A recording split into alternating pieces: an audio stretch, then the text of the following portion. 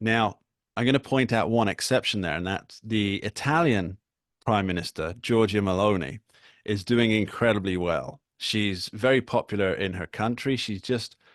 Her party, the Brothers of Italy, just stormed the recent EU parliamentary elections. And then you compare that to how all the other six leaders in this G7 group are doing so poorly. So, for example, Rishi Sunak has had to call a snap election, which the UK's Prime Minister, which he is on track to lose by, well, it's expected at best his party, the Conservatives, will get about 18%. The opposition Labour Party will get 40%, and Sunak will be out. In Germany, Chancellor Olaf Scholz, during the EU parliamentary elections, his party finished third, which is pretty awful. Let's be fair, considering he's the chancellor of the country. In France, because of the EU election results, President Macron has been forced to call a National Assembly election, which means now he won't be booted out of office because he has a fixed term until 2027.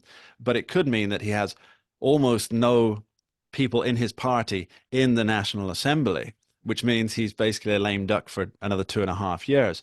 Japan's prime minister, I'm doing all this from memory. Japan's prime minister just recorded his lowest ever approval rating. In fact, the lowest that any Japanese prime minister has had in modern times, of 21%. So when his party holds a leadership contest later this year, he's going to be gone.